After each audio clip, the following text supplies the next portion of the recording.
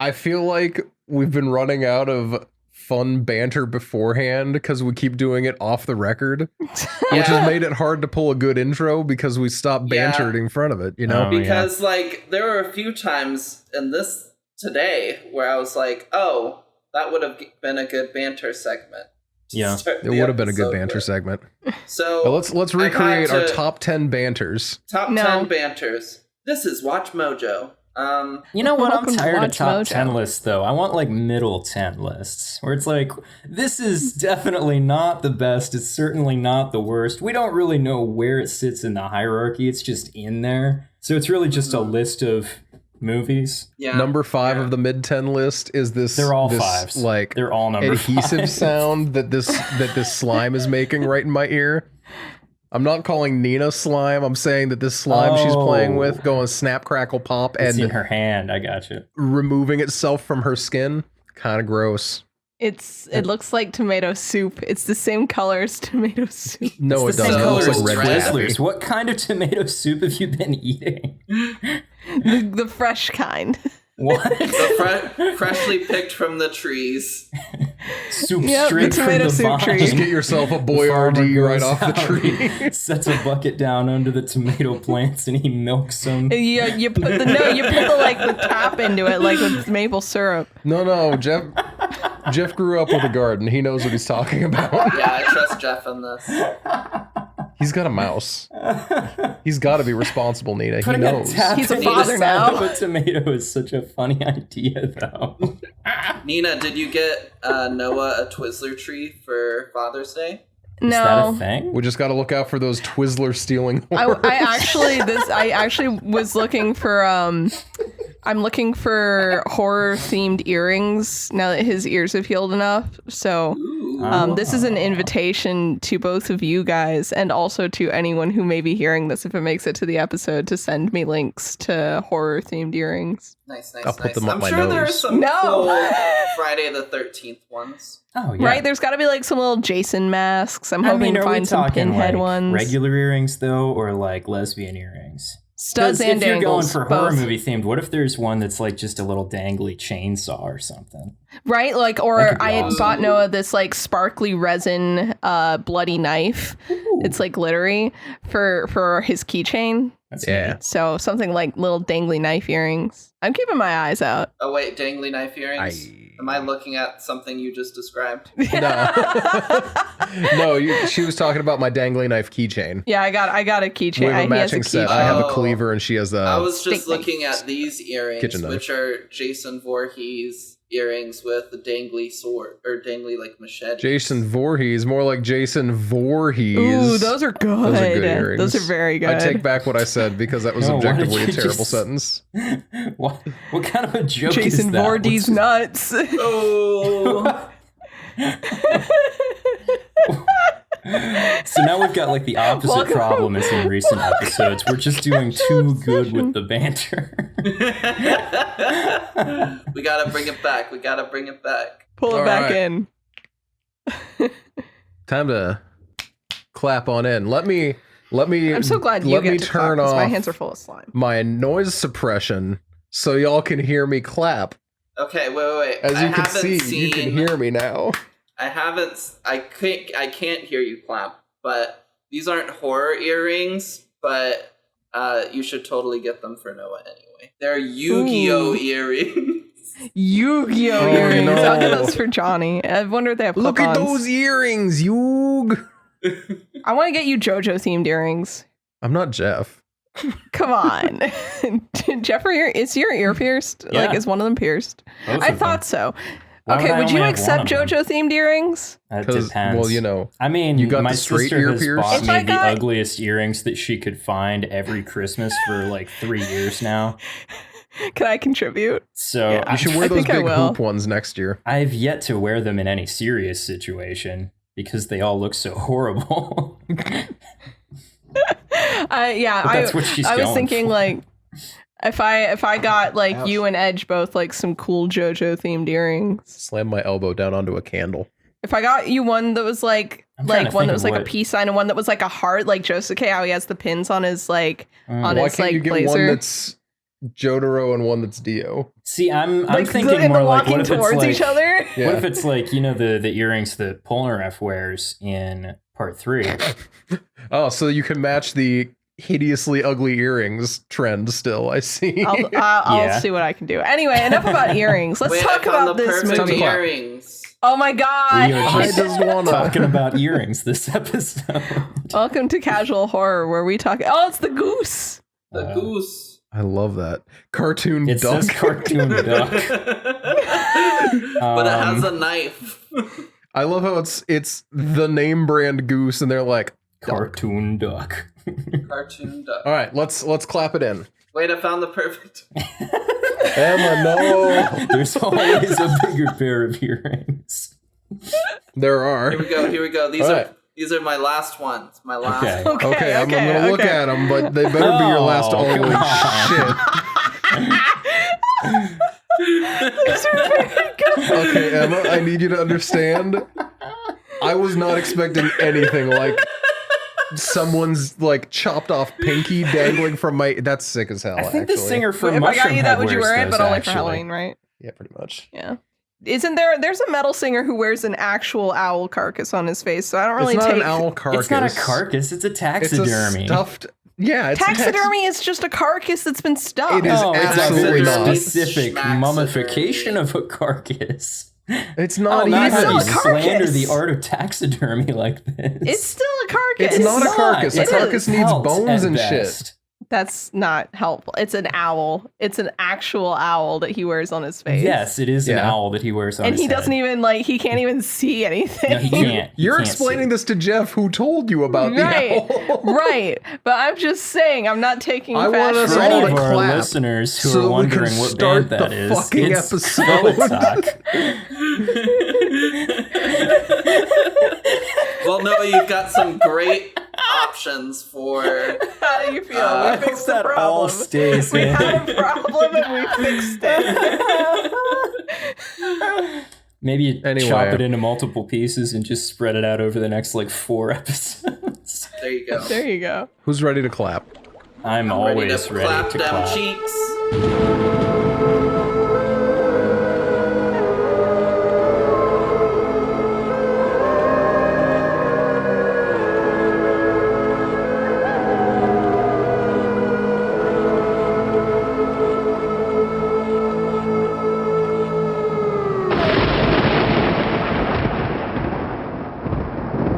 Welcome back to Casual Obsession, the horror movie podcast where we talk about horror movies. We're here today to talk about Creep, and my name is Noah. I'm Emma.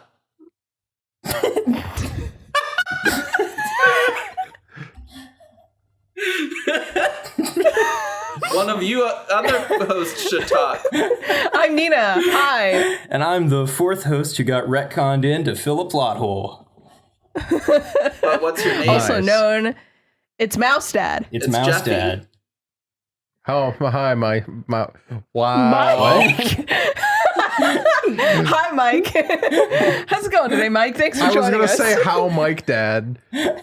That doesn't. Anyway, What? like I said, I don't we're here to talk understand. about. We're here to talk No, about. you Creep. can't just skip past that. You have to explain what that means. What? How I almost said how Mike Dad. Yeah. It's What it's is that? it's called a fumble. What were No, you a trying to fumble's what say? happens in soccer when you kick the ball out of bounds. Soccer. I thought Soccer has fumble and an out fumbles of bounds too. were separate things. No, She's I was goofing. I was trying to do the thing where like somebody says a word in a wrong way and you're like, no, that's touchdown. a other like wrong thing. Right. touch- Like, Touchdown. you know, That's a touchdown. That's not a touchdown.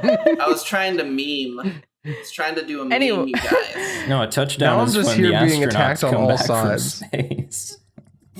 Anyways, welcome. Today we're talking about your pick, audience. It's Creep. No thanks to you guys.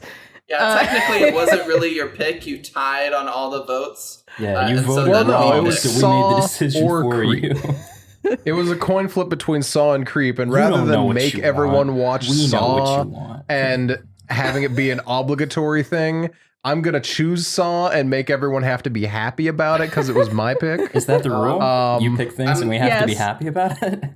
I'm busy that It's week. about to be. Oh, okay. Damn, unfortunate. But yeah, so I'm here we so are, and we're happy. watching Creep. Jeff's happy about watching Creep. What? I was watched not. Creep. So let me give you a little intro into the movie. We open up on our hero, Aaron, played by the director and writer of the movie, Patrick Bryce. Do you think he got that from the Endless Boys? I think he might have. Stole it. that Unlike from the them. Endless Boys, he at least wrote himself as a character that I could get behind. Yeah. You know? Not to dig on the Endless Boys too much. We do dig on them a lot for how much we actually enjoy their stuff. Good old Benny and Moorhead. Anyway, so we open on Aaron. We open on Aaron, who is responding to like a Craigslist ad or something about $1,000 for 1 day of filming. All he has to do is follow this guy around all day and film what he wants. But he doesn't know that super yet. straightforward work. Well, yeah, he doesn't know that. All he knows is that it's 1 day of filming for $1,000. Not a bad gig, right? He shows up, and the man Joseph eventually arrives. Joseph, Josef, for what it's worth. Because that matters. It might. You I never know. guess. I Matters too to me. watched with subtitles on. And yeah, he shows up and reveals that he has cancer and he's not likely to make it very long, and he wants to record a video for his son so that his son can know who his dad is. And then he gives off more red flags than that soccer game Emma was mentioning earlier. And that's the end of the spoiler free. Aaron just gets bad vibes. Yep. So yeah. So I need to get it right in front of this. Trigger warnings were inadequate. I apologize. I warned y'all that you were going to see Mark Duplass's dong. You don't. That's in the next one. Unfortunately, I forgot that there is a really uncomfortable description of sexual assault in this movie, in addition to the stalker warning that we threw out there. So, yeah, just as a heads up on that, if that's something you don't want to hear, you can skip this episode, or what we're going to do is, we don't know when it's going to be right now, but when we do talk about that portion of the movie, we're going to throw up a little warning, let you know. We'll let you know how far ahead you need to skip to get past it all. And yeah. Yeah. Wow, Yeah, so Noah, you can skip that part. Wow, Noah, you really spaceship descending back into Earth orbits. The one out of that one. Thanks. I don't know what that means because I'm not paying attention. Jeff gets it. It's one of those callback jokes. Listeners, if you missed that one, Callback. just rewind a couple of minutes and listen real closely to the stupid things that we're saying while no one's trying to talk. Oh my god. Yeah, but yeah, no. So yeah, sorry to jump the triggers in front of the reviews, but I felt like it was a good one to get in front of things, just in case y'all don't want to continue the episode, or just so that you're aware you might have to skip something a little bit later. Mhm. On that note, let's talk about the critical reviews of this movie. Let's talk about that. Generally good. IMDb is a 6.3. Rotten Tomatoes is an 89%. Metacritic 74, and Letterboxd is 3.3 out of 5. Okay. So we're sitting at a 65.5 and up. Yeah. Not a 65.5 and up. You know, we're sitting at like a 63 and up. That's not that bad. Yeah. So yeah. Yeah, it I seems don't know, fair. But what let's open did the you floor guys to think about it? Jeff. Jeff. What Jeff did you rating. think of it, Jeff? You can go first this week. All Yeah, right. Jeff. So I am having a very hard time assigning a numerical value to my enjoyment of this movie because I Mhm. really, really hated it while I was watching it. But then as it finished, I was like, shit, this was really, really good. And Mhm. I don't know how to quantify that, given that I do think that it's probably the best found footage movie I've ever watched. But on the other hand, like, I don't ever want to watch it again. Is this gonna be a bit where, like, every time we watch a found footage movie, you're like, I think this is the best found footage movie I've ever watched? Well, as previously mentioned, I'm fairly certain the ones that I watched before were just the worst possible ones. Eventually, we're gonna watch Cloverfield, and Jeff's gonna be like, "This is the best found footage movie I've ever watched. Probably don't want to watch it again." I mean, yeah, I'm never ever gonna want to rewatch a found footage movie, though. I mean, I don't like them. But in any case, I'm gonna give this a solid on the separate found footage scale, because of course it needs a separate scale. This is a found footage. I started 10, a trend, but. Found footage 10, wow. But in terms of like FFX other movies, I'm gonna give it like a 6.5. Okay. Emma, how about you? Just skip it over your sweet wife. I see how it is. Yeah. It's not Mother's I'm sorry, Day. Emma. Nina's Day. insisting that she has to go first. So Emma, you must wait. Okay. Nina's being a diva. Nina, what do you think of this movie? 6.5 as well. Okay. I was gonna give it maybe 7. And I'm not going to justify my number. Me neither. Whoa. Comrade. Well, now my number seems really high because I gave it a 9 because this is the second time I've seen this movie. I forgot that it's as short as it is. Because this is a 1 hour 17-minute movie. It does not, and it uses 1 hour and 16 minutes of that movie. There's not a lot of credits, and it burns really fast. This movie doesn't have a lot of time where you're sitting there thinking, all right, let's move this plot along. It feels like, I was telling Noah, it feels like a short story. Like, it's got the pacing and depth of like a good horror short story, know? Yeah. Mm-hmm. Yeah, I can get behind that. I get that. Yeah. I enjoyed it while I was watching it. Mm-hmm. I think it's a very solid footage film. But Good I film. think House. My problem with it is this is the first movie, I think, where there's like the trope in horror movies where you're like shouting at the screen of like, what the fuck are you doing? Like, don't go behind that door. I've never had that experience as strongly as I've had it with this movie. Noah can attest that I had the same thing going on. Yeah. And because of that, I just think the main character made some dumb decisions, even with the information he had. Yes.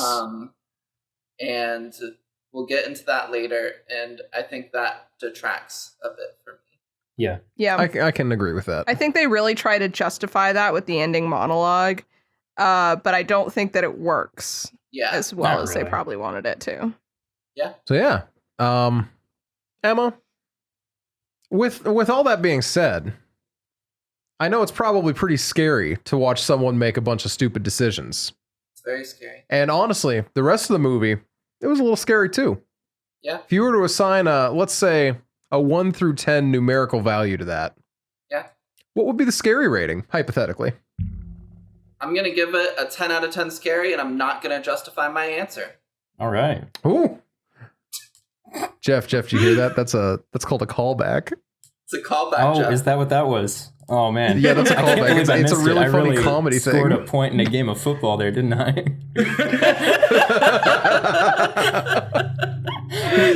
This is going to become the weirdest and dumbest bit so quickly. This is such a dumb episode. I love it already. So Keep it light because the subject matter is heavy. I mean, there's not much like with What We Do in the Shadows. This is that one. There wasn't much to talk about because it's like, hey, well, let's tell the same jokes they told, but this time we'll say it in a funny voice. This one's just a fast enough movie. There's not too much to talk about in hindsight, and no funny voices. But let me give you No funny. What? Well, there's a little Joseph bit. does a very pointed, funny voice. He does, I suppose. But it's so unsettling when he does it. Uncomfortable. It didn't. I think there's a seem funny difference at the time. for me between like discomfort and like tension, and I actually felt zero. This is something to talk about after spoilers, I guess. Let's do that because there's a first. spoiler part to go here. After a day of hiking through the woods following Joseph, they end up at a pancake place where Joseph has clearly never been before, even though he opened it up as, oh yeah, this place has the best pancakes around, and he's flipping through the menu just like, oh, what do they have here? And that's our first, as an audience, our first like solidly red flag that we have that, hey, something isn't cool here. The rest has just been pure vibes. Yeah, the rest has just been bad vibes, but this is a really good example of him clearly being like less than upfront. Well, But I he really like saved that it as a by touch, though, saying- because... You go ahead. He said it by he saved it by saying, "Oh, but they update the menu sometimes." So I just like to look. See, I'm sorry. Yeah, that was not suspicious at all. You're the right. impression He that I saved the got, moment. though, is like going back and watching it when you already know what's going on. Yeah, of course, it's obvious he's been caught in a lie, but like the impression you get on a first watch is more like, oh no, that baseball-sized tumor that's in his brain is making him forget things. And he's trying to like cover for himself. Also, on that note, that's a huge tumor to fit in your head. Yeah, that was something I was going to bring up later, actually. Is I'm pretty sure if a brain tumor gets to that big, you're more or less either dead or a vegetable at that point. I kind of feel like I feel like that's just feel like too that's the big. case. It's We'll get to that later, big. though, because Maybe after we they get should out of this, maybe we should do the spoil summary. exactly, because after they get out of that place, they go back to Joseph's house where he tries to get Aaron drunk. And then he tries, as Aaron's trying to leave, Joseph decides to have this really uncomfortable heart-to-heart with him where he talks about how he assaulted his wife. And that was really a not cool moment. And eventually they, let's see, Aaron drugs Joseph with it seems like an entire bottle of Benadryl.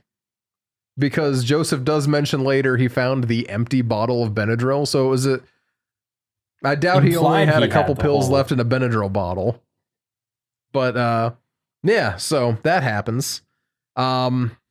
He ends up chasing Aaron around. They get in a tussle, and the next thing we know, Aaron's home. And the reason that we see video of Aaron being home is because Aaron's like, hey, so it's been a few days, but now this DVD just showed up at my house for me, and it's a video of Joseph burying some bags out in the woods. What could be construed as bags full of body parts. The initial assumption you're supposed to have is that, Joseph killed Aaron, and this is just, for some reason, we're seeing video of that. But no, this was some weird threatening video that he sent to Aaron. Aaron's not comfortable with this, obviously, but he doesn't have any more information about it. So he doesn't do anything with this information. He just decides to throw the DVD away and continue to live his life. And then he gets another package, and it's a knife, a stuffed wolf, and a necklace.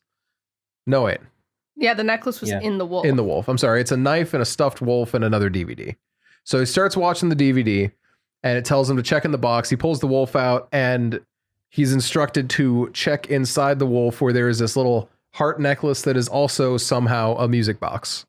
Yeah, that's impossible, and it bothered me that they really tried to play it off like that's what it was like that's what was playing the music. It's like, no.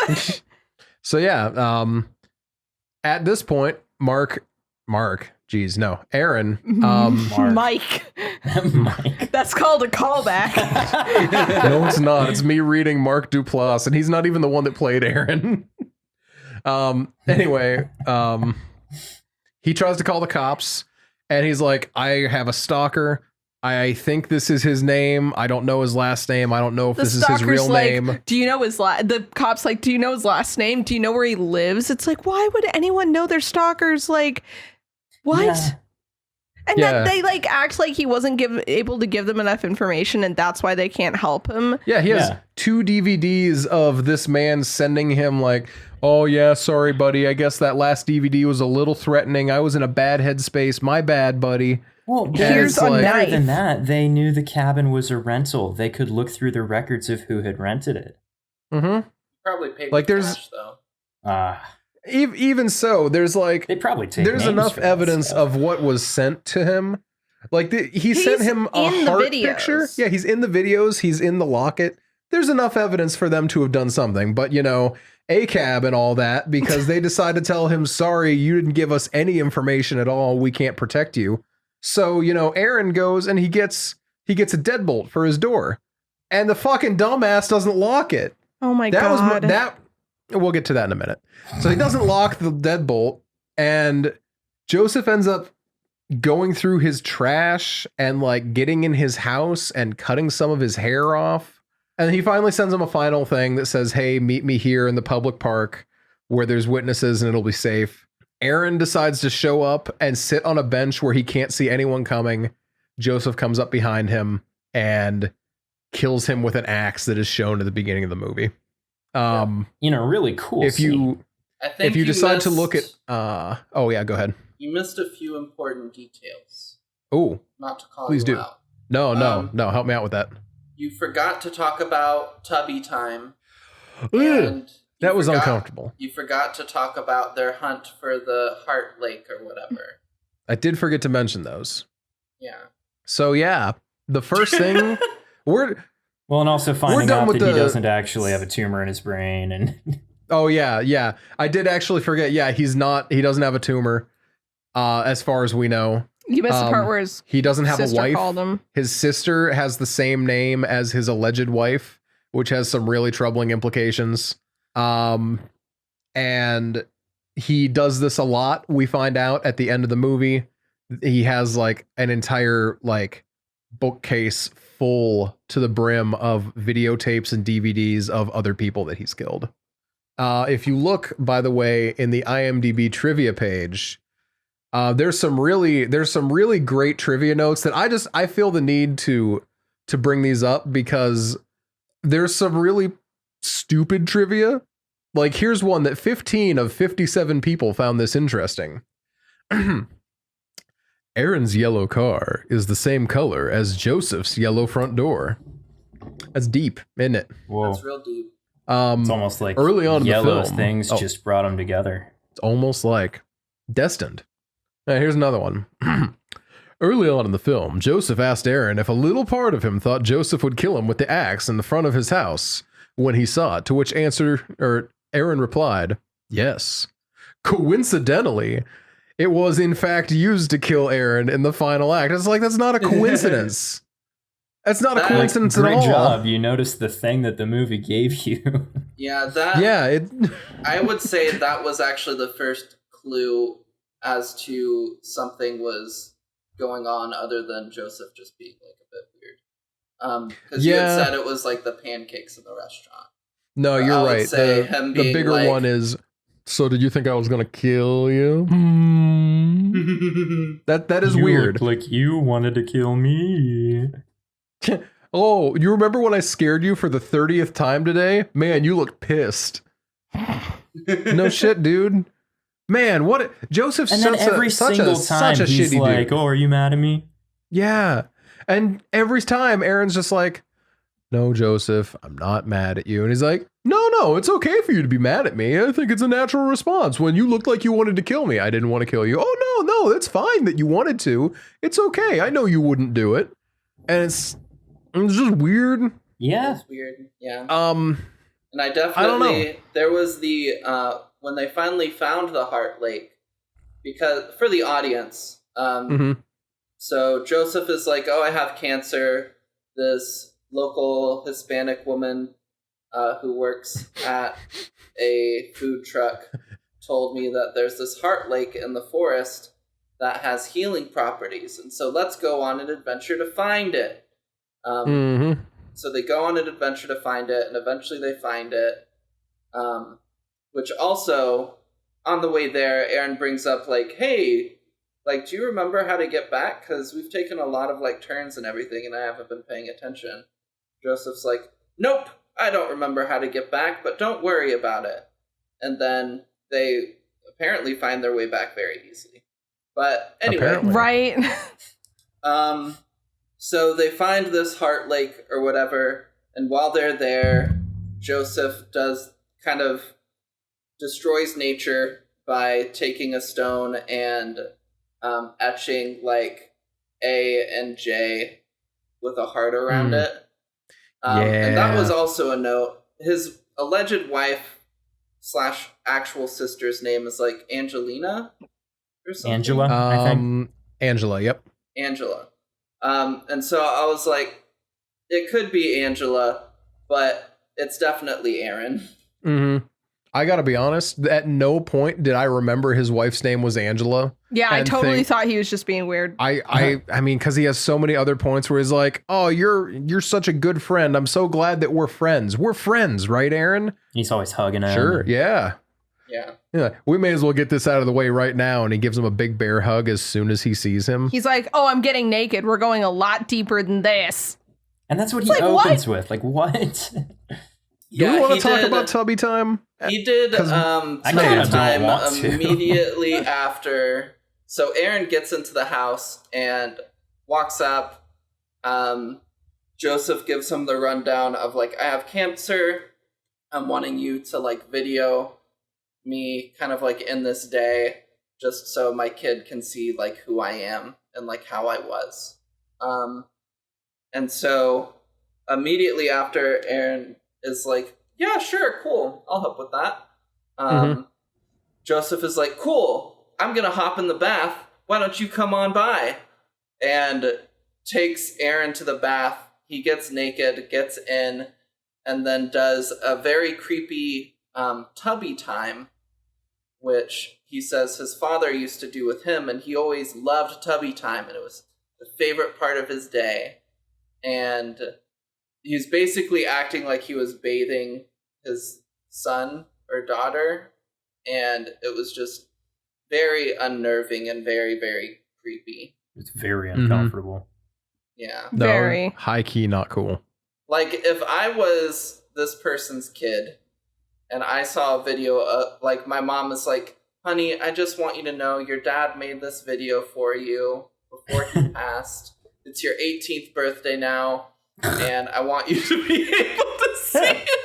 If I was that kid, I just want you to understand the man that your father was. I'd be like, I'm glad he died before I was born. I'm not gonna lie, if he actually did die and you showed the kid the video that was taken that day, you'd get a really good idea of what he was like. So I mean, maybe they set out and they actually achieved what they were after, because what the fuck? True. But yeah, so that's as deep into Tubby Time as we need to get. Yeah. Yep, that's it. There were some nice candles. Yeah, that was weird. Yeah, that's kind of odd. Why would you set the mood for that one? Ugh. I don't remember if there were bubbles or not. There may have been bubbles. I think I am. We're never shown the tub at the correct angle to see that. Okay. I don't think there were, because he definitely splashed around enough. I think we would have seen him. Oh, yeah. But you don't see his dick. That's Or nice. You don't. I definitely thought that you did in this, but no, he does hang full dong in the second movie. Oh. Guess I'll have to watch the second one. I know, right? It's like, man, there's one thing I want to see. Nina It's Mark was looking at her Duplass. phone. Mark Duplass. And I said that, and she just like stopped and fucking cackled. Beautiful. I think we just all brushed over Jeff saying Mark Dong Plus. That's a callback. That's really funny, You're Jeff. gonna make Emma do a spit take all over Tui. So, yeah. Yeah. So, I mean, I Yeah. have thoughts about various parts of this movie. Yeah. Obviously. One of which being, okay, so he he drugs Joseph with the Benadryl to get Joseph to fall asleep, because it was his full intention to leave. But Joseph was like, no, like, come inside, like, have a drink with me just to kind of, like, celebrate this time. And then, like, I promise you can leave. And then they have a drink, and then Joseph tells him about how he assaulted his wife because he had seen some porn searches and was just like, okay, I'm going to do this. And after that, Aaron is like, okay, I'm going to go. And so he grabs his, like, shirt, and then he can't find his keys anywhere. And so Joseph convinces him to, like, stay the night and, like, drink some more with him. So, and that's the point where Aaron drugs him. So he starts searching Joseph for his keys. Can't find them, but Joseph gets a phone call. So he grabs Joseph's phone and kind of, like, goes into, like, the bathroom or a closet or something and picks it up, and it's Angela. And he's like, what the fuck is going on? Like, your husband's being really weird. She's like, what? No, he's my brother. And she warns Aaron, like, hey, something's really off with my brother. You need to get out of there. And Aaron's like, am I in danger? She's like, and he was like, he hid my keys somewhere. Like, what am I supposed to do? And she's like, just tell me where you are. You need to leave. Even if you don't have your keys, just leave and start running away. He's like, okay. So he leaves the room, and Joseph has apparently woken up. And so Aaron is on edge, looking around for him, sees that the door to the back, like, patio is open, and decides to check it out to see if Joseph is back there. Which, why the fuck would you do that? Yeah. Right? It seems like a Leave! Go out the front door and start leaving and tell the sister where you're at. That was a big problem I had. Yeah. I had a lot of big problems with how Aaron handled himself. Yeah. Honestly. I mean, the fact that he went up the mountain in the first place with the amount of information that he had, because, like, the whole first scene is just him being like, yeah, I've got no idea what I'm headed to, but it's $1,000, so... Yeah. The first scene is like, yeah, $1,000 for the day, discretion appreciated. That's shady. That's shady as hell. That's so shady. And then he's got all of these red flags. And I feel like this is, like... No, it's so frustrating because he does so many things that, like, as, like, someone who's been in similar situations before, like, yeah, there are a couple, like, red flags you are like, oh, you want to ignore this. Not Jeff's making a face. Like, let's say dates. This is very similar to going on a Tinder date. You show up, the guy's a little weird. You think to yourself, well... I should really give him a chance. It's an uncomfortable, really tough situation to be in. We should probably just, like, take it, be careful about this and not be too weird. Stuff like lying about whether or not you've been to the restaurant before. When we're all in a college town, did happen to me on more than one date. Wow. Where he's like, oh yeah, this place is great. And then we get there and it's obvious he's not been there before. He just heard it was a good place to be. But yeah, and you're like, okay, everyone's nervous. I want to give you a chance. I'm nervous too. But then things just keep getting weirder and weirder. And eventually you're like, I'm not going to let you know where I live. I'm going to have you drop me off like 2 blocks back. And I will walk home once I'm sure that you're gone. And I'll be on the phone with my friend the whole time. Like, there is a certain level that I'll, like, let a character give a character that's giving off red flags a benefit of the doubt. Sure. But there's also a point where, like, you stop that, you know. Also, as someone who, like, works with people who make me very uncomfortable and it's a professional setting, there comes a point where I'll stop being, like, super nice to them and I'll start, like, only helping them when I, like, am the only person available to help, you know. So it's like, it frustrates me that there's no point. There is literally in the movie not a point where he stops giving this guy the benefit of the doubt up until the very end. Yeah. And they try to give freaking Joseph a monologue that excuses this. Like, oh, you're so different from everyone else because you gave me a second chance right up until the end. Yeah, he's an idiot. I would have liked to see one of the 50 other tapes with people who didn't act that stupid because apparently Aaron was the only one. Not to plug Creep 2 too heavily, but that protagonist does not give him nearly as much of a benefit of the doubt. I would probably watch Creep 2, I'm going to be honest. I did enjoy this movie enough to. Important to note, the protagonist of Creep 2 is a woman, which changes the dynamic. Just as a general heads up type of thing. Well, and women are also, that probably is also why she doesn't act as stupid. Well, is because like women are socially conditioned to be a little more careful with that. Just real quick, I found this this blog about, oh shoot, it disappeared. It was it was just titled Creep and 10 Reasons That I Hate Aaron. Yeah. Where was that for Evan from Spring? Oh, that was us. That we were that. I was about to say, Evan be the change you want to see in the world. We watched Spring. Fuck Evan. What were we going to say, Emma? Friend of the podcast, Heather. I was hanging out with her before we started recording. And she had watched Creep. And for one said, fuck all the jump scares that happen in this movie. Yes, for right. I was going to talk about They're that. obnoxious. Yeah, I'm going to talk about that in a few minutes. But also, she was like, Aaron was so dumb because he's a man. And, like, if this was a woman, she would have handled this situation completely differently.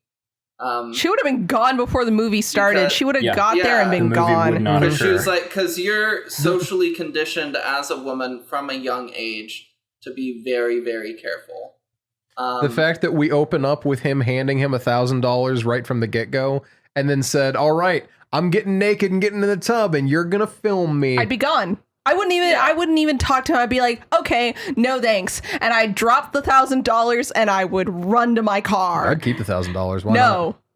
I don't want him to have anything. It's like when you have conversations with men and you're even a little nice to them sometimes as a woman, they will hold that as a reason for why they do everything else to you. Yeah. If you take the money, there are going to be men who you talk to later on who are like, well, but you took the money. So why didn't you stay? I would drop the money and I'd be out. Fair enough. Yeah. Also, it's very big in the culture of womanhood, I guess you could say, of like, when you're going out with somebody, you tell your friend, hey, I'm going out with this person. Here's like a picture of them. And this is like how we met or whatever. If you don't hear from me, like... Yeah, I did that with Carson happened. On every date that I went on in college. When I was like, I met one of our like mutual friends, Jackson, and I went out to hang out with him at a coffee shop. We were there for 6 hours. We hit it off so well, and we were just talking about nothing. And freaking Carson called me. I'm like, hold on, I gotta take this. She's like, are you alive? Because we'd been talking so intensely. I just put my phone away. I didn't even realize. But like, that's not the general experience. And like Joseph is acting like Aaron's so smart for having the police on speed dial, but he didn't do any of the things that women do for Tinder dates, which is tell someone where you're going and when to expect you back. Or what a man who he was paranoid enough to install a new lock on his door. Why didn't he change his locks? Because Joseph had his keys. I don't think he changed his locks. He just got a deadbolt. Yeah. You know? Like, and then he didn't lock the deadbolt. And then he walked outside and left the door unlocked behind him as he walked around his whole house. That was what got me. Yeah. It's like the man does so many stupid things. And that for a guy who was afraid enough to call the police. He doesn't go stay at someone else's house for a week. Yeah, he doesn't disappear for a while. He doesn't look behind him when he's waiting for Joseph to show up. Mm-hmm. Joseph has enough time to drop the axe out of his like trench coat, put on the Peach Fuzz mask, which we didn't even talk about the fucking Peach Fuzz mask yet. And he had time to put that on. And yeah, we don't need to get into that. Man, that whole like well, my dad made up this, he made this mask so that we knew that wolves were friends, not food. And then he sings And a then he made song. these songs. Hey, my name is Peach Fuzz. Hey, hey, whatever the heck that was. My It sounded dad, like that. so lighthearted version of the story, my dad had this lamb puppet that he would wear on his hand. Was it and lamb chop? It looked just like, yeah, Nice. it's very similar, but he would wear it, and then before bedtime he'd go, I am the lamb, I am the lamb, and then he'd get faster and faster, and then he'd just tickle us and we'd scream, and that was like and I think that's the normal dad version of Peach Fuzz. Yeah. We'd be laughing by the time the lamb freaking came out. We're like, oh damn. Oh damn, We're the like- lamb. Oh damn. That's a also- callback. regarding the previously discussed police phone call, for one, police and law enforcement in general are really, really bad about handling stalkings. Mhm. Oh yeah. And because- serial killers, just for the record. and anything. In but- most things. but they're at the most they may get somebody to come like take the information or whatever, but largely speaking they're just going to be like, well, the person hasn't done anything yet, Right. so we can't do anything. Yeah, I remember in college I had a friend who had a stalker, and she tried to tell campus police, and they were like, well, he hasn't done anything despite all of the things that he was doing. Yeah. So But also, on top of, he was like, well, I don't really have his name, like Joseph could be a fake name. And they're like, well, you don't really have anything, we don't have nothing to work with. He has all the footage that he took. yes, he has has- literal Yeah. videos. He's got So- so much. Mhm. There's something that I'm going to talk about in the future, that's going to be behind a trigger tag that could Mhm. explain this part. But as far as simply what was shown in the movie, he also had Joseph's phone, and had received a call from Joseph's sister, who could back up like the story of like, yeah, my brother is not well, and could like work with the police or whatever. But yeah, I just feel like that wasn't handled very smartly from a story writing perspective either. And well, is this There the was a thing is lot the of stuff sister that was could've been like, brought up. the sister seemed like she was willing to help, you know? Mhm. So I feel like if he did still have Joseph's phone, the two of them could have worked together on something.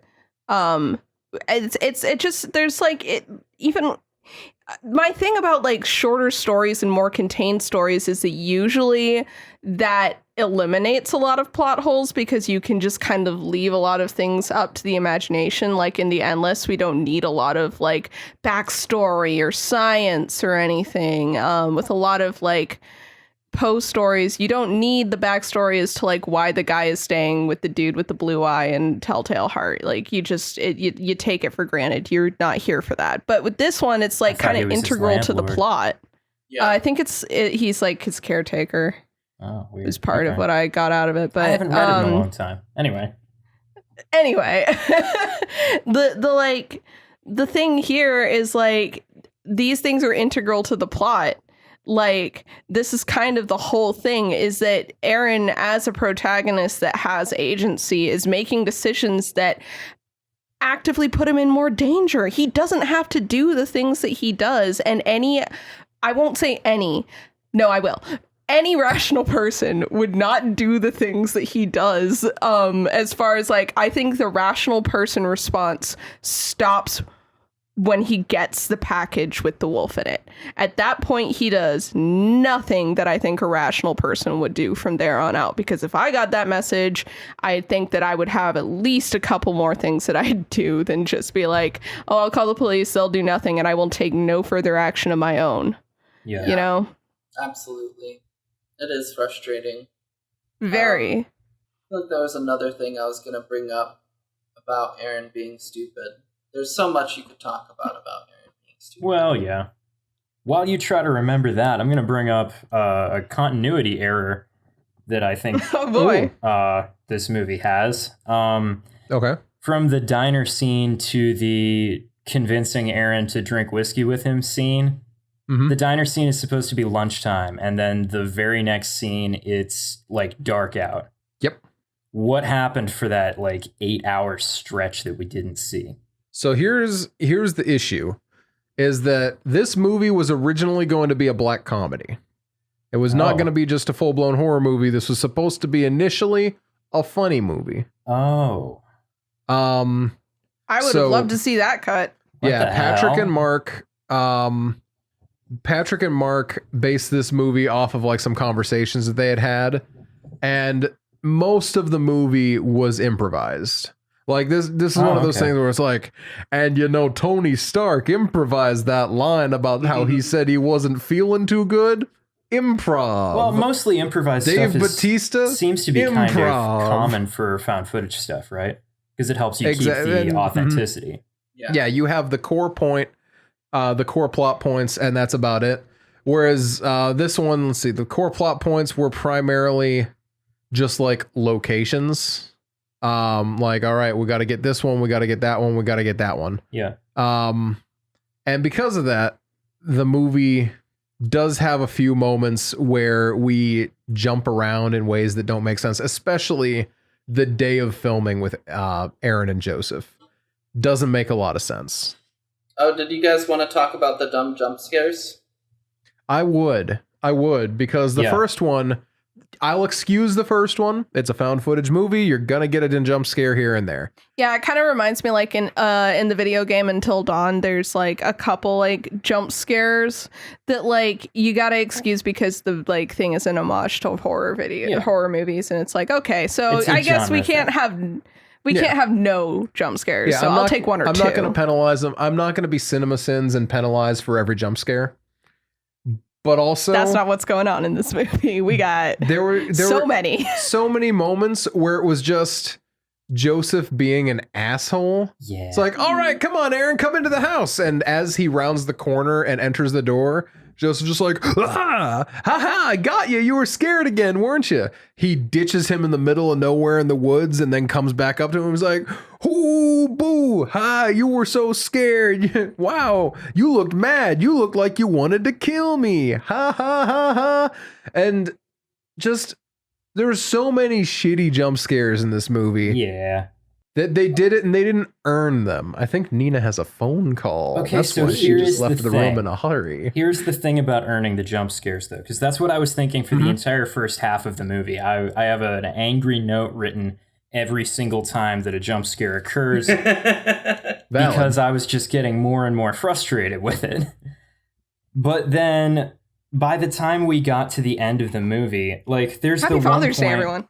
where I texted my dad Happy Father's Day, fam, and he decided to call me. You interrupted Jeff talking about shitty jump scares. Okay, so please. They're all terrible and unearned early on, but then there's the one where like once he gets the phone call from the sister and he like goes out onto the back deck to try and find him there. At that point, you're like, you know that the movie is setting up a shitty jump scare, and you're kind of like, it's coming, right? And then it like sort of doesn't. Mm-hmm. And then when Joseph runs back into the house and Aaron starts following him like down the stairs and stuff, you're expecting him to jump out around a corner or something, and it doesn't happen. So I kind of think the intent there was to pay taxes for all the jump scares earlier. No, not really. It's kind of like the movie is teaching you how to watch it wrong. Does that make any sense? There's this concept that MMA fighters have, right? I've talked to I've got a lot of friends who are MMA fighters, and talking to them about, fight strategy stuff. There is this concept of like throwing particular strikes in particular patterns, a certain 1, 2, 3 combination or something, always in the same sequence, so that your opponent will like start expecting it.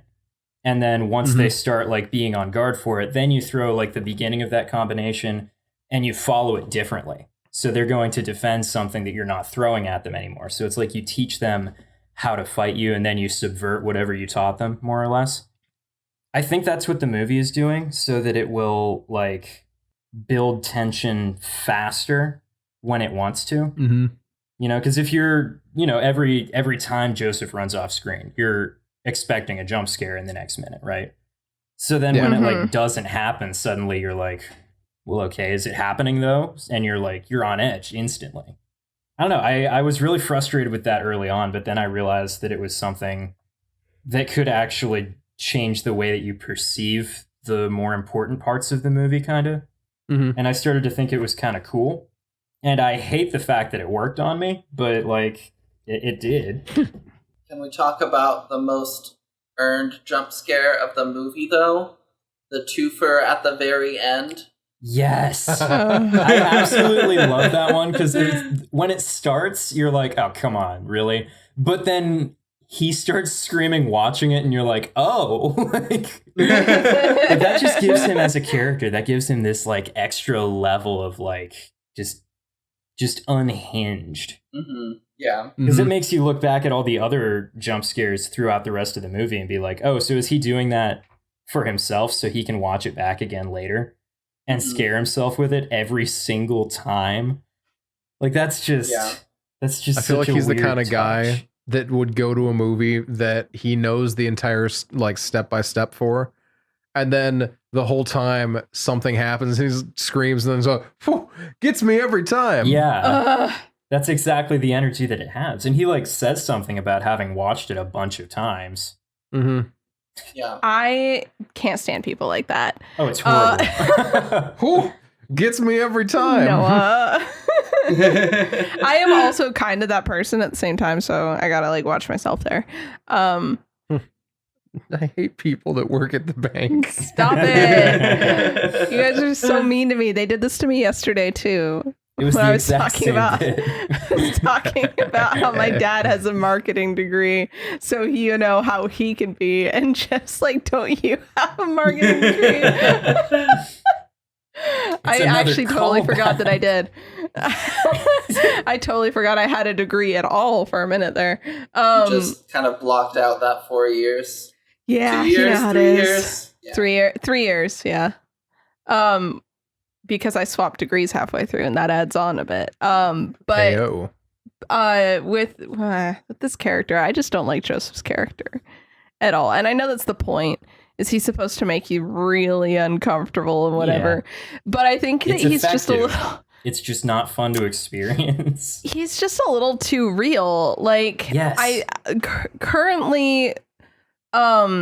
where I work, there are a lot of people that come in, and I mentioned this earlier, that make me really, really uncomfortable to the point where there are certain customers who come in and I will hide from them, which sounds really cowardly, but then it's like, well, the way they act, you know, it's just like, how do you think you can act like that in a public space in front of people?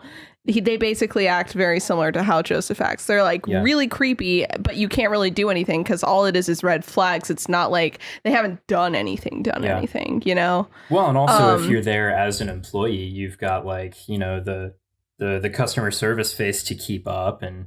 Right. It's like, but there are certain customers that I'm like coming to the point of that customer service mask being worn down that sooner or later it's going to drop and I'm just going to be like, stop. Yeah. I'm not going to be able to keep it up anymore. Multiple regular customers like that at the last couple of places that she worked at. There are customers that call me honey pointedly. They find me when I'm in the store. They come up to me and ask me something they already know just so that they can call me honey. And I have like written out, like scripted what I'm going to say next time that they do it because I never have something on the spot, but I can't take it anymore. I'm going to lose it. And that's what this guy reminds me of. Oh, I'm going to be like, I don't like pet names, even from my husband. I'm married. So please don't call me that anymore. Men. Yeah. Unfortunately, sometimes with the old guys, that's what you got to do. It sucks, but it's unfortunate because that's what this reminds me of. It's just a little bit too real. It's a little too much like what I go through like on a weekly basis. That it's like I don't want to watch a movie about that, especially not a movie where this guy has the ability to do what I want to do, which is yell at this man and run away, and he still doesn't do it. Yeah. Well, and he's already got the money. Yeah, he did. And literally, like he was given the money at the very beginning, and Joseph said, I don't remember the exact words, but Joseph said something along the lines of like, this is yours, like, you can still say no to the job or whatever. I just want this to be a thing now of like, we're working collaboratively or whatever. Or that's the sense that I got of like, he gave him the money and he's like, now I'll explain the job to you and you can still say no. But yeah. But like, I also, could you say no is the problem there, right? Like I think, when you so here's money, my it thought makes you about feel that. committed. Thank you for saying that, because I had a thought about that earlier, where we were talking about Aaron's gullibility and how much he trusted. He's just so fucking Joseph. dumb. But I think he talks about Aaron being so like trusting or whatever and thinking the best of Joseph and that he'll really admire him for that.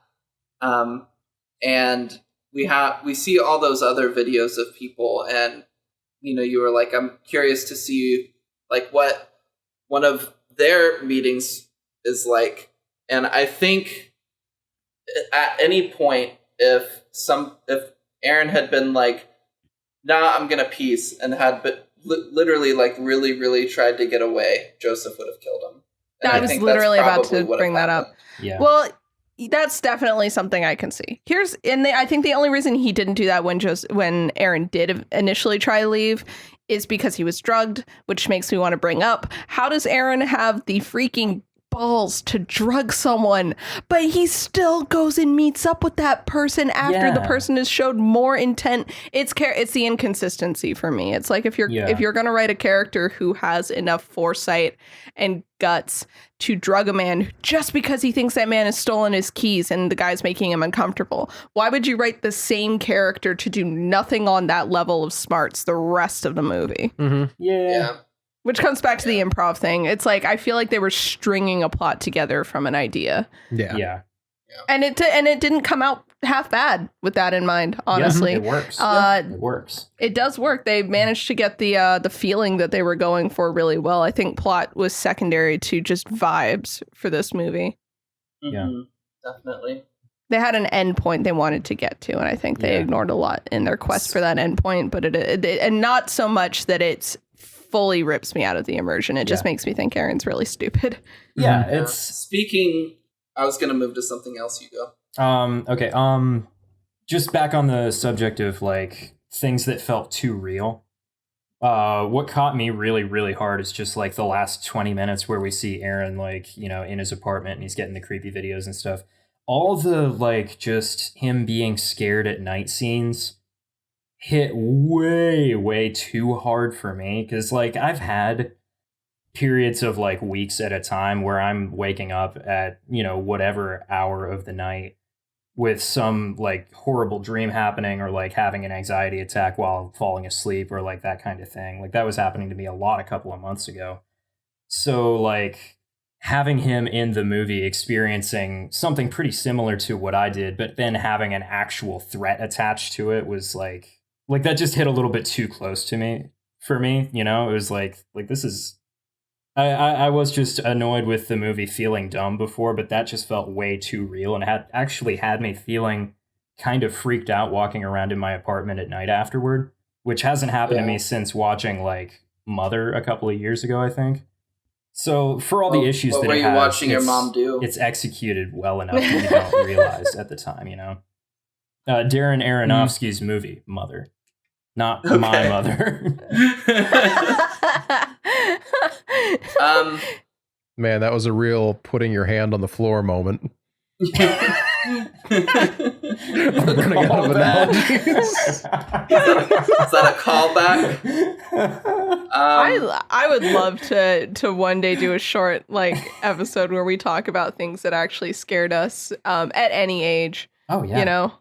You just want me to talk about the stupid clip from Arthur again? No, I was thinking about I was thinking about the Doctor Who episode, like Silence in the Library or something like that, from David Tennant's run, because that was one that like kept me up at night as a kid. Don't even remember why. It's not even the freaking Weeping Angels. Yeah. I gotta be honest. I don't remember anything ever, so I could not tell you anything. But you remember other than Jekyll that. and Hyde. There have been. Do you There have remember been that plenty one of things that episode where freaked me David out. Tennant was like talking to that dying alien, and he was like looking into its eyes, and he was like, "I'm sorry, I'm so very sorry." Do you remember that one? That's every episode with That's David every Tennant. single episode that he's in. So like, surely you remember that happening at least once. My biggest Yeah. fear as a kid, besides sharks, Oh, okay. Of course.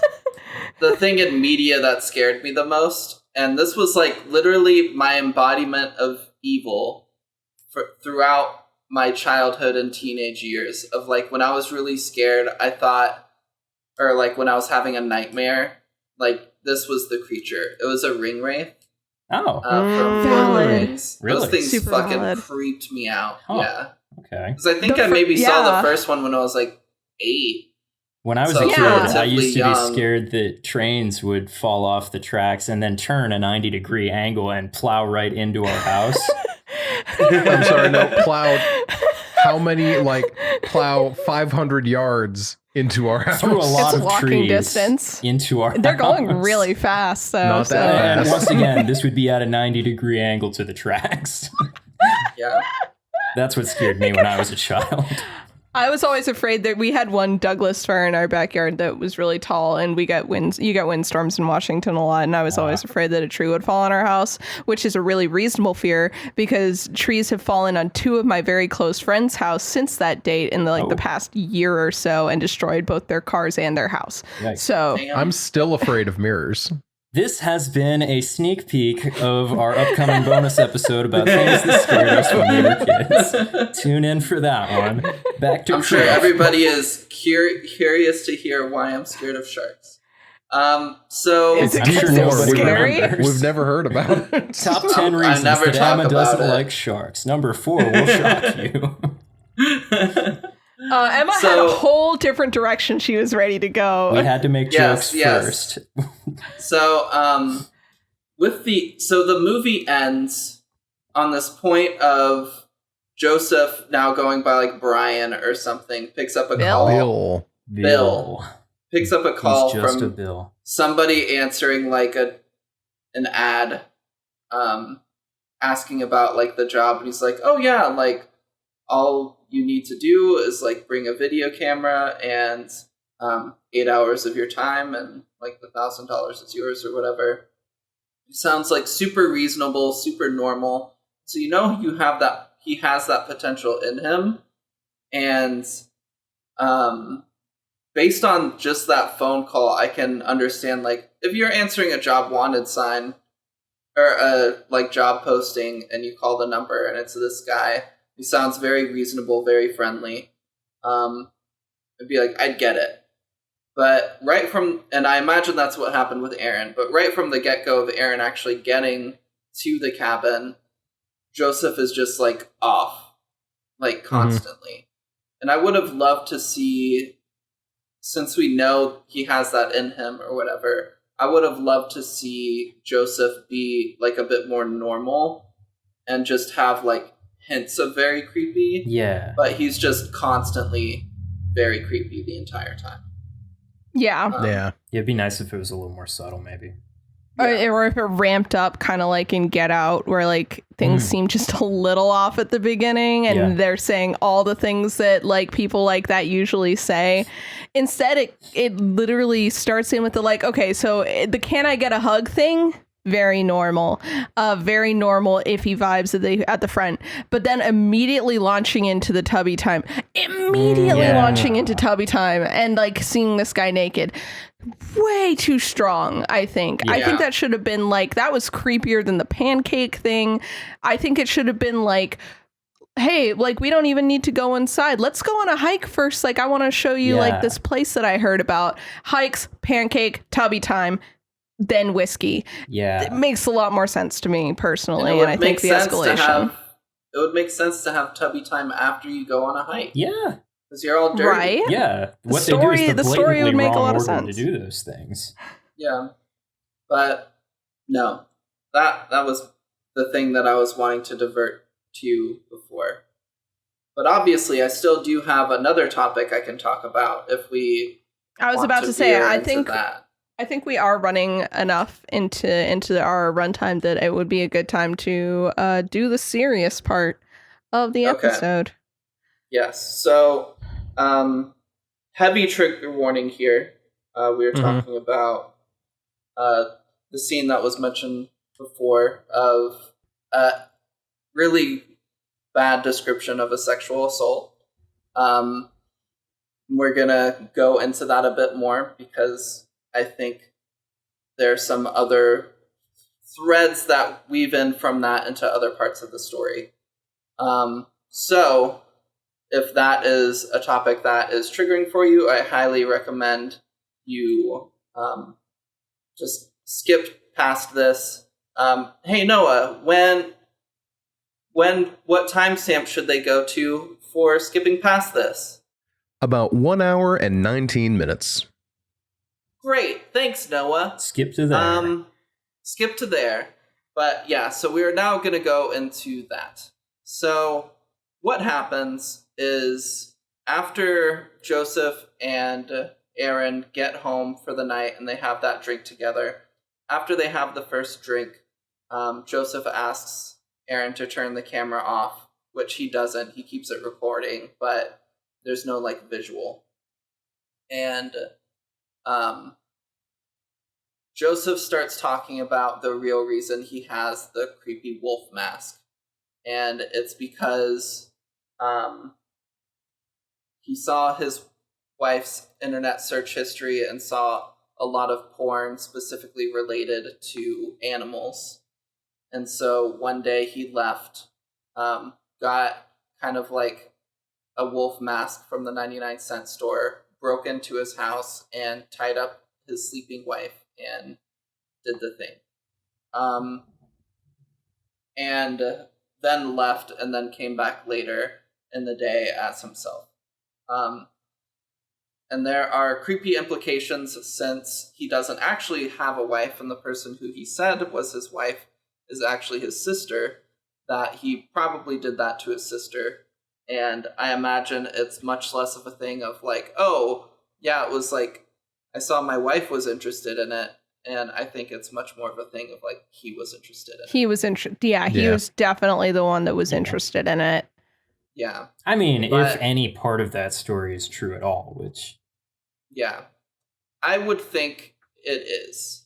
I think it's too detailed and like too specific. Do you think know? So? I do. I mean, he made up the entire song about the wolf mask. But that is... He's got like he made that up. We've heard me like make up a song on the spot before. True. For like a joke. That was very much I'm just saying his lies are often detailed. That's all that I am saying. It very much felt like oh shit, I have to make up a song to like cover for this weird fucking mask. Oh, sure. Because it was literally and he does like, also... Hi, I'm Mr. Whatever. I'm not scary. I'm not scary. It also felt like there are moments prior to this where he's had uncomfortable truths, like that he is lampshaded in the same way that this story seems kind of like lampshaded, where he's like, oh, did you think I was going to kill you with that axe? Oh, I wrote a heart with our initials in it, but it could be construed as me with my wife, you know? Or did you look like you wanted to kill me? Haha, killing things. Like, there are moments that aren't just him coming up with an elaborate lie. They are very much him, like, almost kind of giving Aaron a chance to figure out what the truth is. And that feels like this could be another one of those moments, especially because he doesn't want Aaron to be recording while he tells the story. Yeah. But, so we get that story, and then later on, after Aaron has drugged Joseph and has the conversation with his sister saying, like, get out of the house, when he meets Joseph outside and he tells him, like, hey, I talked to your sister, I genuinely want to help you, Joseph just kind of, like, bursts, runs inside, runs down the stairs towards the front door. So then Aaron's kind of slowly walking through the house to get to the front door, calling after, like, Joseph, hey, what's going on? And then he gets to the front door. Joseph is wearing the creepy wolf mask and his body blocking the front door, doing this weird kind of like swaying motion in front of it. And he won't talk. He just answers and like shakes of his head very slowly, like shake up and down or left and right. And then I don't remember if Aaron tries to go to the door or if Joseph just kind of like pounces at him. But the two get into a physical altercation and then video cuts.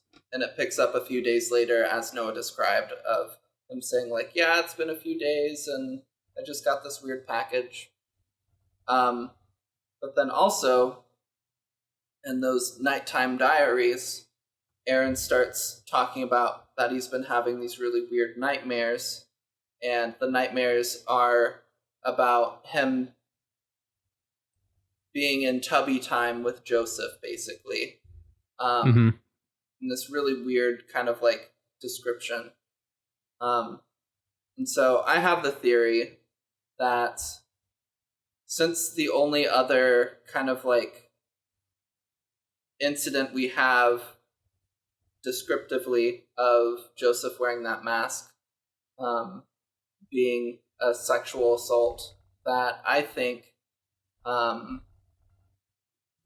and Aaron says that like when they pick the video back up, he's like, oh yeah, we like wrestled for a bit and then I had to get my car towed and then now I'm here. But he's very non-descriptive about it, and obviously if you get your car towed, you're having to wait at that house for a while or whatever. And so I think Aaron was sexually assaulted by Joseph after the video cut out, and he's kind of disassociating from that experience, and he starts having these nightmares. And that just kind of plays into this whole like creepy obsession Joseph has with Aaron thing, and continuing to stalk him and feel betrayed by certain things that Aaron does, like throwing out the CDs and the locket that Joseph gives to him. But yeah, so that was a thought I had, and I don't love it, but yeah, it's a very, very serious topic, which is why we kind of gave that trigger warning beforehand. But yes. Yeah. So when I had watched, I had always read that the tow truck line as he knew the address that he left the car, but that he had managed to push past Joseph and just run away and got the car towed like the next day or something. That was how I had always read it. Okay. Which is definitely the take I like more. I like that one more too. Yeah, but it doesn't sound more correct is the problem.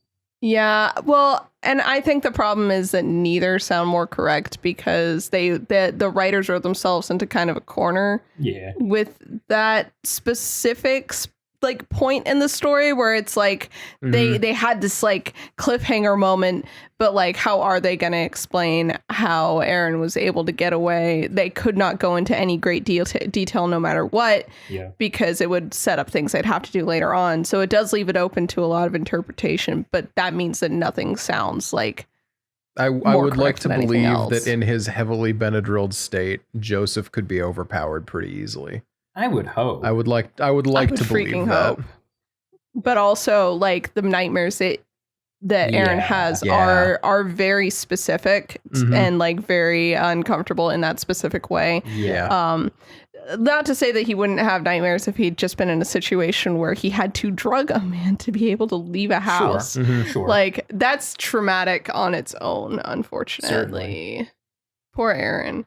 But it does seem that they intentionally put the sexual element into the description of the dreams. So they did. I really don't. Yeah. I feel like we can't ignore that. No. Unfortunately. But yeah, gross. So to shift to more pleasant things, did anybody else get the impression at any point in the movie that Joseph kind of wanted to make Aaron kill him? I don't. Because in I wonder. I scared you and it looked like you wanted to kill me bit, he says something about how, like, he thinks he could. And then he talks about, like, not being afraid to embrace the wolf in him and how wolves love deeply, but sometimes they murder things. And he tells Eren, yeah. I don't know that he wanted him to kill him, but I think he was excited at the prospect of something that was a little more exciting than his usual go around and kill people. Mm-hmm. Yeah. But maybe not necessarily that he wanted to be killed, just the danger element was making the situation more exciting. I think that pulls into question like Joseph's motivations and what he wants out of this like setup that he has going on. But yeah, Emma. Yeah. So I think stories I hear of murderers and serial killers, we'll say serial killers specifically, is that like at first it's exhilarating or whatever, and then it still kind of is, but then you keep having to do more and more and more to get like excited by it. Yeah. You know? So you're chasing the dragon of your first time. And so you're doing more and more, and Joseph has definitely done a lot of these, as we see at the end. Mm-hmm. So I think he's very specifically like fishing for Eren to make it interesting. I don't think he wants Eren to kill him. I think it's very realistic that Joseph probably had like a knife or something on him kind of at all times that he could use in case something went south. Yeah. But I think he was just kind of like looking for a thrill, and so was trying to like push Eren a little bit towards those directions of like, come after me, like just try it. Yeah. That sounds better. That sounds more right. Yeah. Yeah. But I don't think he expected Eren to be able to stop him at any point. And for Eren breaking past him and getting outside the house and getting back home, we won't discuss the other theory there. I think, yes, Joseph was Benadrylled, so he was probably weaker. But I think with serial killers and everything, and a lot of times when it comes to self-defense against somebody who's obviously like much more experienced than you or stronger than you, sometimes the advice is just act crazy, because you never know what a crazy person will do to you in a fight. And with Joseph being an experienced serial killer, he doesn't necessarily have the same moral or empathy level that Eren had. And so I think even with Eren trying to break past Joseph, I think there's the possibility that even in a drug state, Joseph could still win, because he doesn't have that like empathy level. Oh, yeah. You know? That's fair. But I also don't know that the directors and writers or whatever thought about that too much. So that did get me thinking about a movie that I would like to have us all watch someday. What's that? It's called Behind the Mask: The Rise of Leslie Vernon. And it's a mockumentary about a guy who's trying to become a slasher like level serial killer in real life. And he has this whole bit that they're interviewing him, this crew, and he has this whole bit about how hard it is to seemingly disappear and reappear other places, and how you have to make sure your cardio is real good, because you can only be seen walking at people, and then as soon as you lose sight, you have to book it to the next area, but then like you can't be huffing and wheezing, so you have to be in great shape. And he's I don't know, it just made me think of that. It is a very funny, actually pretty good movie that I'll have us watch someday. It'll be my pick eventually. That sounds fun. Yeah. It's a very fun movie. I'll be available for that one. Nice. I don't know that I have anything else to say about this movie, though. Yeah. Yeah. I'm interested I don't know that to I do see either. the second one. I'm interested to How know it's how kind of they reflavored. how they can approach the concept of putting a sequel to this one, because it's kind of It's planned as a trilogy. Trusting of a protagonist. well, yeah, but it's, and I guess that is the right way to go if the whole effect of this one is kind of based on you not really knowing anything for sure. Mhm. Is the protagonist of the third one non-binary? No idea. It's still in production. It is could be. happening, though. That was just a joke. I don't know. I feel like it would It be the right probably way to end the isn't, series. But I would love it. Yeah, one of each.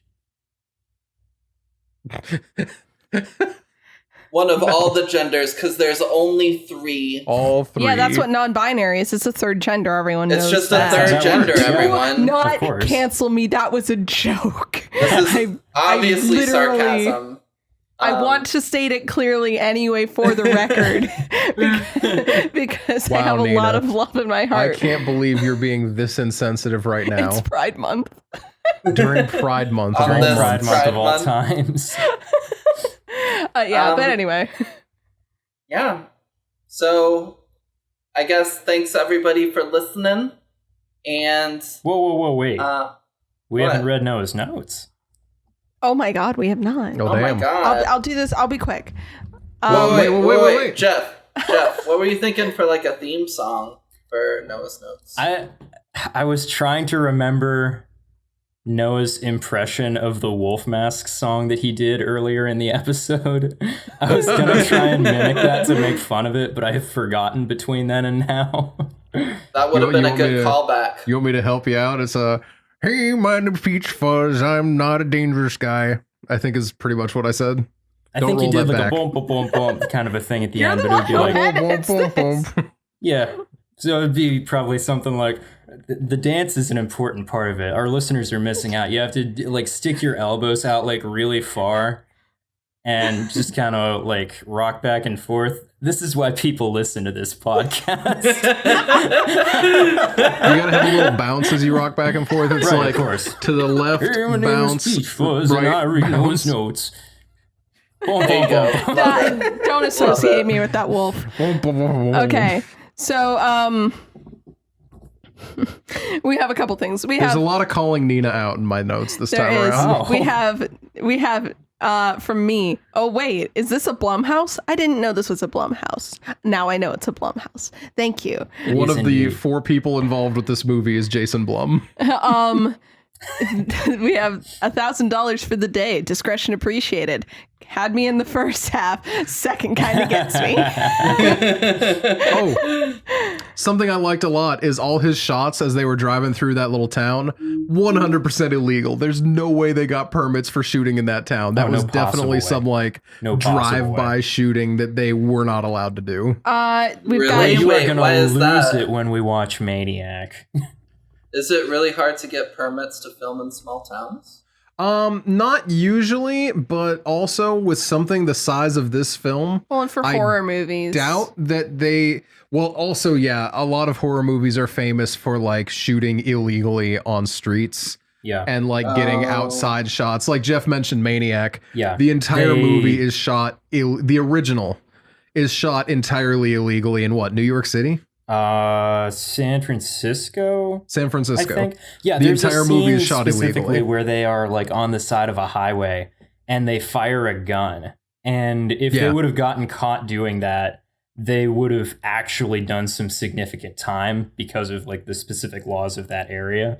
Oh wow. So the way that they Yeah. set it up is they had a guy like just out of frame in a car that had like its top down, and as soon as they got the shot of him firing the gun, he turned and threw the gun to the guy in the car, who then drove away, so that if anybody called the cops, he would be far enough away by the time they got there that he couldn't be suspected.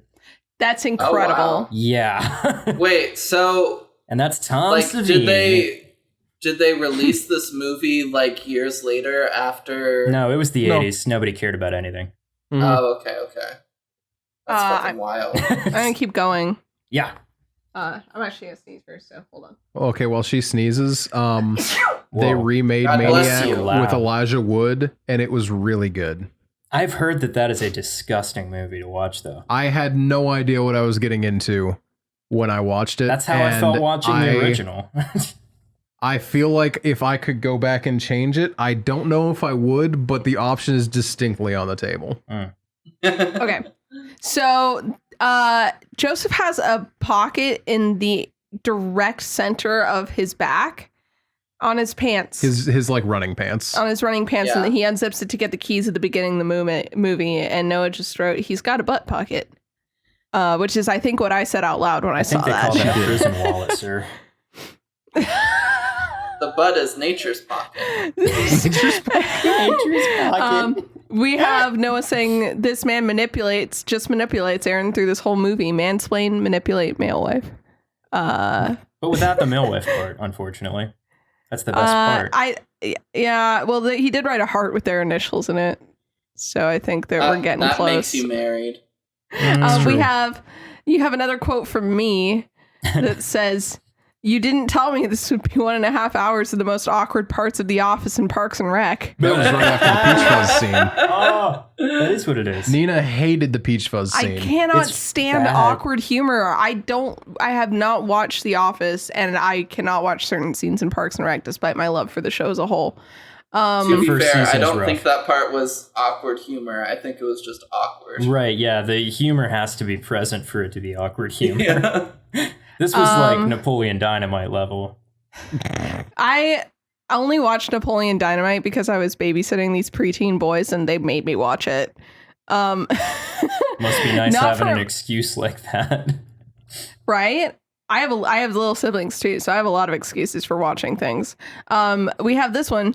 Not for a minute should anybody believe that he made up that character to do anything but scare people, in reference to Peach Fuzz. Yeah. Yep. We have when Joseph just kind of disappears for a second, and Noah just wrote, "Bye, Joseph." Bye, Felicia. We have more Peach Fuzz lore. That's what I'm here for.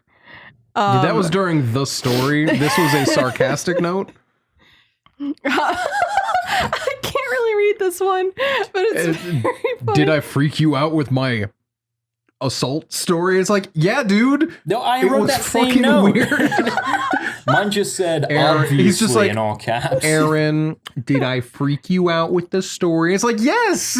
And Aaron's just like, no, I just really think I need to leave. When Aaron drugs Joseph, and Joseph in his drug state is like, time to masturbate. Didn't like that. Didn't like that at all. Noah wrote, Joseph, get your hands out of your pants, you perv.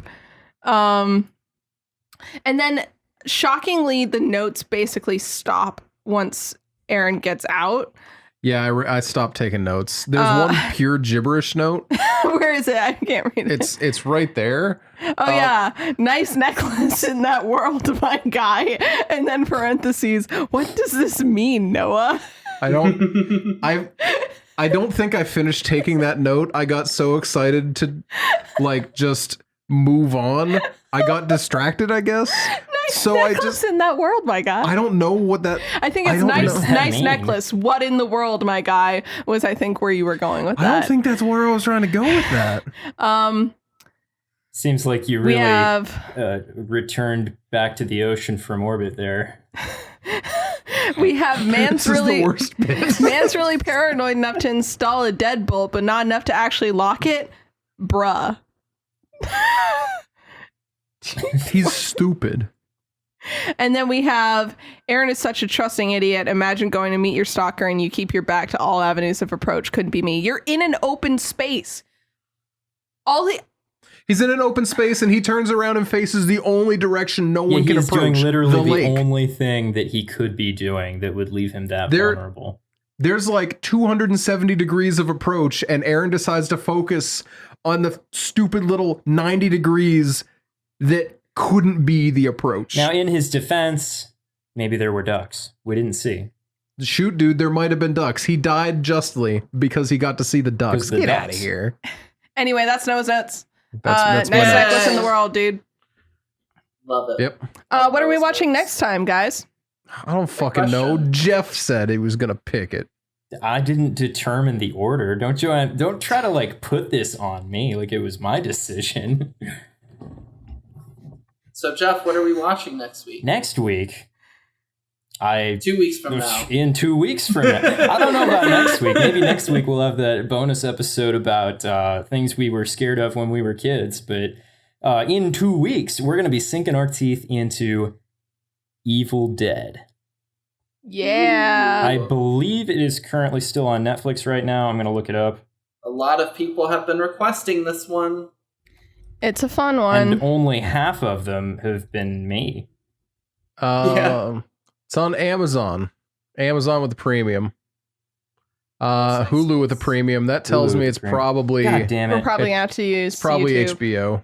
Well, actually, you know what? I know I've been talking about Evil Dead. I've been excited about it, but if it's not in any normal, convenient place, fuck it. We're going to be watching Sleepaway Camp. Why are you doing this to me? No. What? Were you excited about Evil Dead?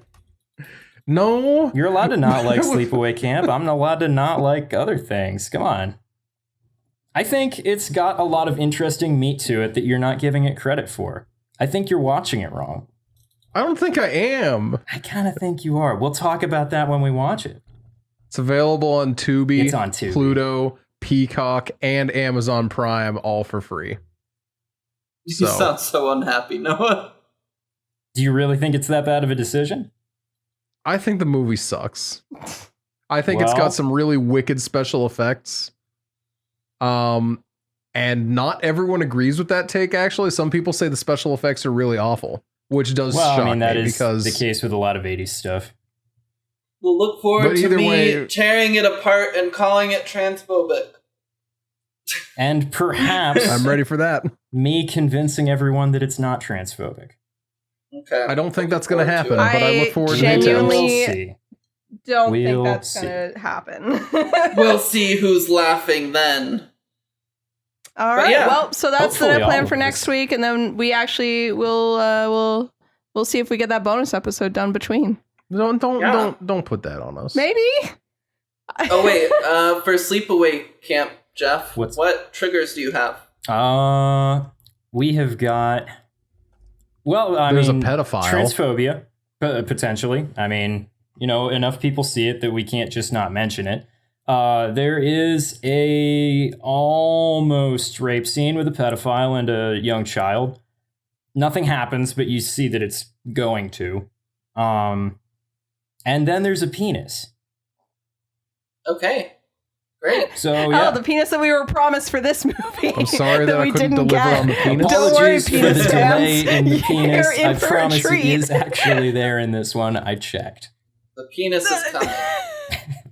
No, it's not. Not like that. Oh, no. There's going to be a penis. Emma, where can we hear you say we'll things see. like that more often? You can find me on Twitter at Emma Panada. You can also find me on Twitch at Emma Panada, where I am now affiliate. Nice. And Yay! You can see me at that Twitch too. Yeah, starting next month, I'm starting 2 campaigns there. One's going to be Dungeons and Durgons, and the other one is a TTRPG system called Kids on Bikes. And Nina will be in that game, and it's going to be a real good time. I'm really excited. You know who else will be in that game? Friend of the podcast, Graham. He's also going to be in that game. I'm really excited about it. I'm super excited about it. I'm going to spin the wheel of Stranger Things characters and figure out who I'm playing. Hell yeah. But yeah, and so that's one place you can find me, Nina, and the other places are Nina Wolverina on Twitter and on Instagram, and House Usher Rises also on Twitter, and that's about that. You can find me as Bubba the Bad, BUBBADABAD, Twitch, Twitter, and Insta. Come hang out. We are here. You can find me on Twitter at Bubba Wubbadab, BUBBAWUBBADAB, and you can find me on Instagram at The Hammer of Jeff. The Hammer of Jeff. And of course, you can find the podcast Twitter at Casual Horror Pod, where I mostly just tweet about, hey, the episode's out now, but sometimes I tweet other things. Hell yeah. All right. Yeah. But thanks for listening, everyone. Yeah, thanks a bunch, you guys. Catch you next time.